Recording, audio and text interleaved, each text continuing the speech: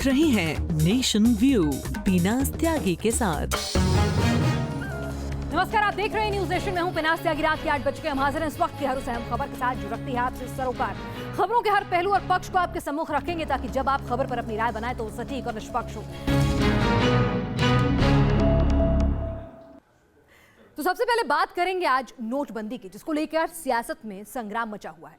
नोटबंदी के दौर में अब बात कैश की कड़की की कम हो रही है और सियासत में छिपे दरअसल काले धन की ज्यादा होने लगी।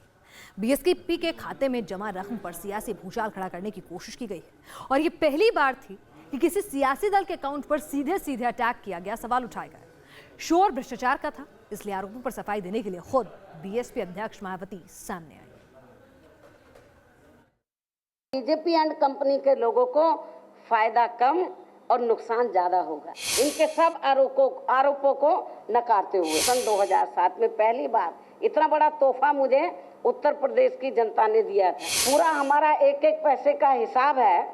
कभी खफा और कभी खुश, ये अंदाज है बीएसपी अध्यक्ष मायावती के पलटवार का। सवालों के घेरे में आई मायावती ने एक एक कर हर सवाल का जवाब दिया, पाई पाई का हिसाब दिया।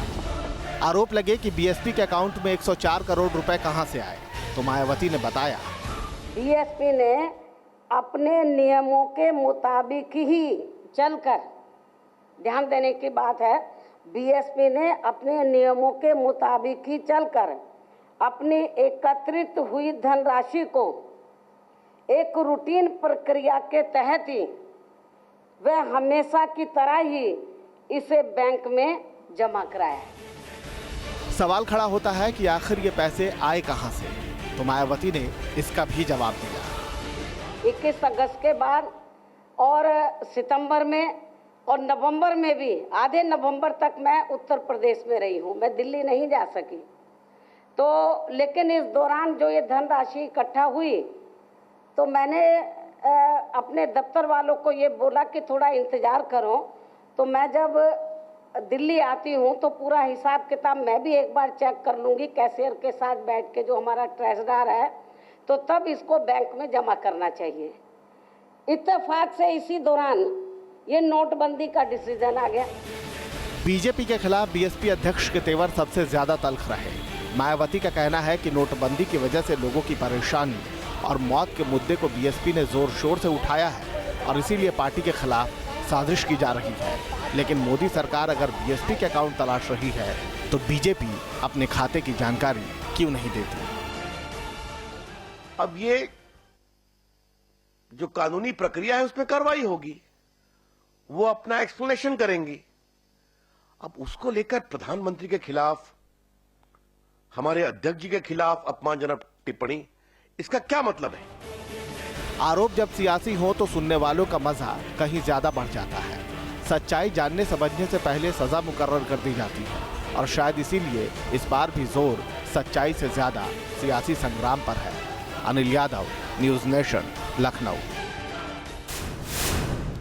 मायावती ने लखनऊ में बीजेपी पर पलटवार किया तो दूसरी ओर पीएम मोदी देहरादून में गरजे। प्रधानमंत्री नरेंद्र मोदी ने एक बार फिर भ्रष्टाचार के खिलाफ लंबी लड़ाई छेड़ने और काले धन वालों पर नकेल कसने की बात कही। पीएम ने उत्तराखंड में 12,000 करोड़ के प्रोजेक्ट की भी शुरुआत की।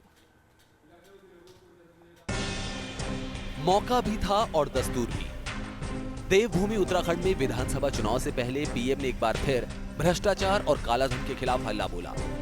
पीएम ने कहा कि देश के लिए काला धन और काला मन दोनों खतरनाक हैं, इसलिए दोनों को बाहर किया जाना चाहिए। अब मैं चौकीदारी कर रहा हूं तो कुछ लोग परेशान हैं, उनको तकलीफ हो रही है, उनको लग रहा है ऐसा कैसा चौकीदार आ गया, चोरों के सरदारों पर ही पहले वार कर रहा है। भाइयों बहनों, देश को काले धन ने भी बर्बाद किया है, देश को काले मन ने भी बर्बाद कर दिया है। काला मन भी जाना चाहिए, काला धन भी जाना चाहिए। प्रधानमंत्री देहरादून के परेड ग्राउंड में बीजेपी की परिवर्तन रैली को संबोधित कर रहे थे। इससे पहले पीएम ने उत्तराखंड के विकास के लिए ऑल वेदर रोड का शिलान्यास किया। इस प्रोजेक्ट में उत्तराखंड में मौजूद 4 धाम, केदारनाथ, बद्रीनाथ, गंगोत्री और यमुनोत्री के लिए ऐसी सड़कों का नेटवर्क होगा जो किसी भी मौसम में जाने के लिए काम आएगा। पीएम ने इस प्रोजेक्ट के जरिए उत्तराखंड बाढ़ त्रासदी में जान गंवाने वालों को भी याद किया। आज ये शिलान्यास उन हजारों लोगों को श्रद्धांजलि है जो केदारनाथ के हादसे में हिंदुस्तान के हर कोने से किसी ने अपनी जिंदगी गंवा दी थी। 12,000 करोड़ की लागत से बनने वाले इस प्रोजेक्ट में 900 किलोमीटर नई सड़कें बनाई जाएंगी। मौजूदा सड़कों को 10 मीटर तक चौड़ा किया जाएगा और 13 जगहों पर बाईपास बनाया जाएगा। पहाड़ी रास्तों की वजह से 2 सुरंग और 25 बड़े पुल भी बनाए जाएंगे। प्रधानमंत्री ने इस बड़े प्रोजेक्ट के लिए परिवहन मंत्री नितिन गडकरी की तारीफ की और उत्तराखंड की मौजूदा कांग्रेस सरकार पर कई बार की। वहीं उत्तराखंड के सीएम हरीश रावत ने चुनाव से ठीक पहले किए गए शिलान्यास पर चुटकी ली। चुनाव के मौके पे किया है, डर यह है कहीं ऐसा न हो हवा के झोंके की तरीके से ये प्रोजेक्ट भी हवाई साबित न हो जाए, ये डर जरूर है और मैंने यह आशंका प्रधानमंत्री जी को बता भी दी है। आने वाले 2 महीनों में उत्तराखंड में विधानसभा चुनाव होने वाले हैं। पीएम की रैली से देवभूमि में सियासी तापमान बढ़ना तय। Team news nation. जाहिर है सियासत में नोटबंदी पर अपनी अपनी डफली और अपना अपना राग है। पूरा विपक्ष इसका विरोध कर रहा है।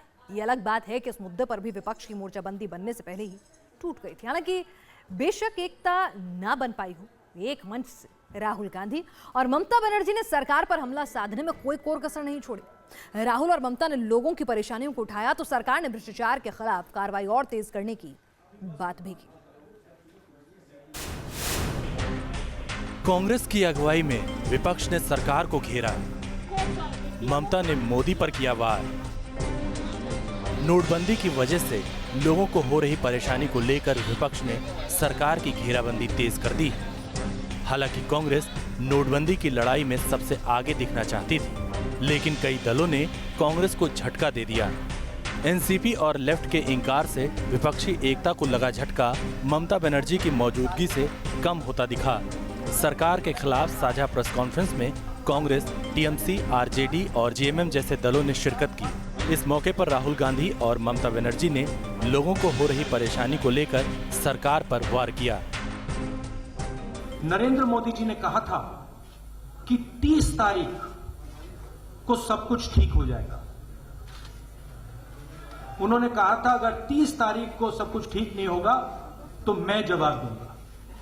30 तारीख आने वाली है, सिचुएशन वैसी की वैसी है, लेकिन लोगों में सॉल्यूशन चाहते हैं, इसको समाधान चाहते हैं, इसको सॉल्व करने चाहते हैं, लेकिन नहीं तो लोगों ने मर जाएगा। आज 107 लोग मर गया। राहुल और ममता की घेरेबंदी पर सरकार ने भी पलटवार करने में देर नहीं की। रोज भ्रष्ट लोगों का भ्रष्टाचार सामने आ रहा है और प्रधानमंत्री ने आज फिर कहा है कि जनता का आशीर्वाद उनके साथ है, हम और सख्ती करेंगे। तो क्या विपक्ष के लोगों को सख्ती से परेशानी हो रही है क्या? नोटबंदी के मुद्दे पर हर कोई जनता के साथ खड़ा दिखना चाहता है। जहां सरकार भ्रष्टाचार के खिलाफ जंग की बात कह रही है, तो वहीं विपक्षी दल लोगों को हो रही परेशानी का मुद्दा उठा रहे हैं। आने वाले दिनों में यूपी जैसे बड़े राज्यों में होने जा रहे चुनाव इस सियासी लड़ाई को और भी भड़काने का काम कर रहे हैं। मोहित राज दुबे, न्यूज नेशन, दिल्ली। और नोटबंदी के झंझावत से आइए बाहर निकलते हैं और आपको दिखाते हैं कैसे आज एक बड़ा हादसा होते होते रह गया, कैसे बाल बाल बच गए 161 मुसाफिर। दरअसल गोवा से जेट एयरवेज की एक फ्लाइट को उड़कर मुंबई पहुंचना था, लेकिन मंजिल तक पहुंचने की उड़ान पूरी नहीं हो सकी।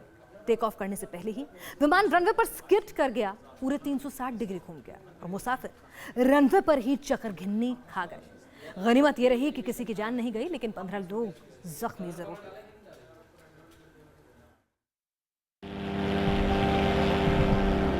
पहले रनवे पर भागा, फिर फिसला और चक्कर घिन्नी की तरह घूम गया विमान। I've experienced something very close to death. नहीं, बाहर नहीं धुआं हुआ, फ्लाइट के अंदर धुआं हुआ। थैंक द गॉड कि सब सेफ है। मिनट भर में मौत आई और छूकर गुजर गई। जिस विमान को आसमान की ऊंचाइयां नापनी थी, वो अंधे मुंह पड़ा है। 161 मुसाफिरों और 7 क्रू मेंबर्स के साथ मुंबई के लिए उड़ान भरने जा रही जेट एयरवेज की फ्लाइट अचानक रनवे पर फिसल गई।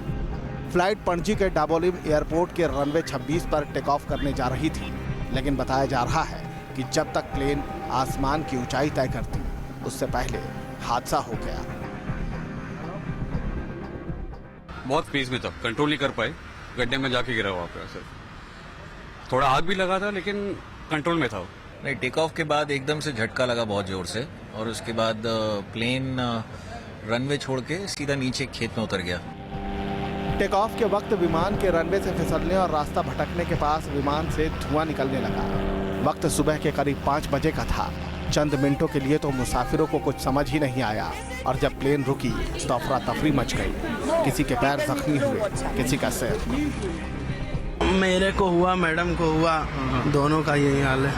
एक्चुअली हम जब उतर रहे थे ना, तो वहाँ का खड्डा था, तो हम सीधा उसके अंदर जाके गिरे, तो उसकी वजह से इंजर हुआ है। हादसा बड़ा हो सकता था, लेकिन गनीमत रही कि ज्यादा नुकसान नहीं हुआ।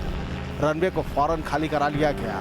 बताया जा रहा है कि नेवी के जवान 15 से 20 मिनट के भीतर ही रेस्क्यू ऑपरेशन में जुट गए, जिसकी वजह से बड़ा हादसा टल गया।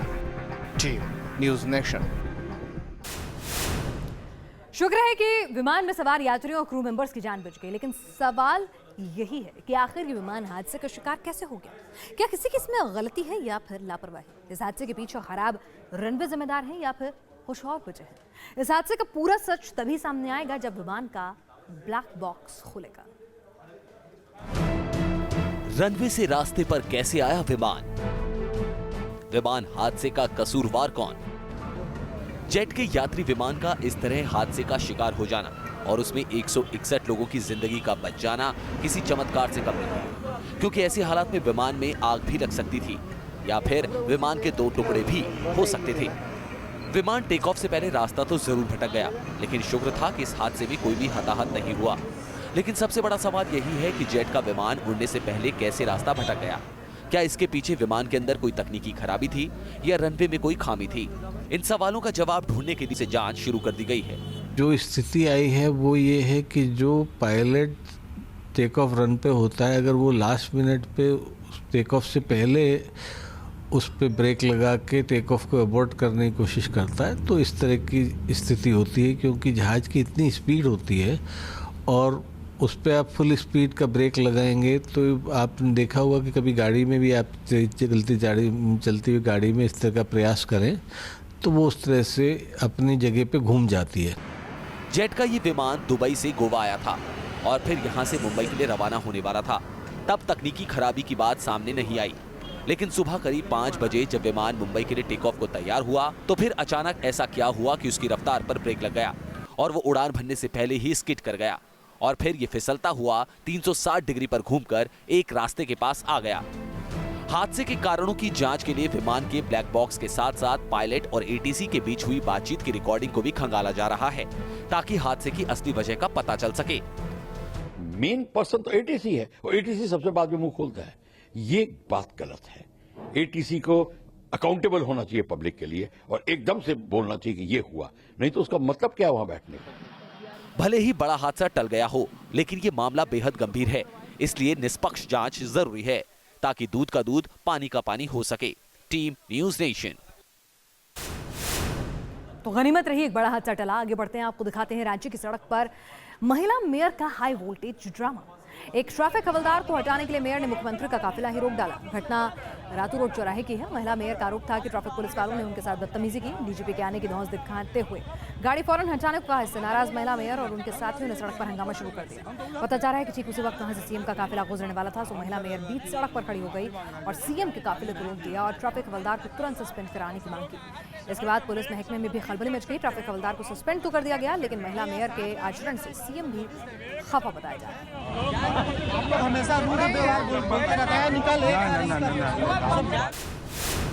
और अब बात दुनिया के कई देशों में हो रहे कोल्ड अटैक के असर की। इस्लामिक देश सीरिया पर भी इसका असर पड़ा है। यहाँ के लोगों को अब ठंड और आतंक का डबल अटैक झेलना पड़ रहा है।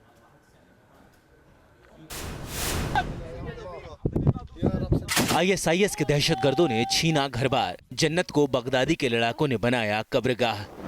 रिफ्यूजी बनकर जी रहे लोगों पर डबल अटैक। IS के बाद बर्फबारी बनी लोगों की नई दुश्मन। ISIS के जुल्म और सितम से परेशान लोग अपना घर बार छोड़कर इस सुकून की तलाश में इन शरणार्थी शिविरों में पहुंचे थे, लेकिन ऊपर वाले को इन पर यहाँ भी तरस नहीं आया। हवाई हमलों और भूखमरी को झेलने के बाद सीरियाई शरणार्थियों को अब नई मुसीबत का सामना करना पड़ रहा है। इस समय शरणार्थियों के दुश्मन भारी बर्फबारी और खून जमा देने वाली सर्दी बन गई है। ये है सीरिया का लटकिया शहर। पूरा शहर बर्फ की सफेद चादर से ढका है।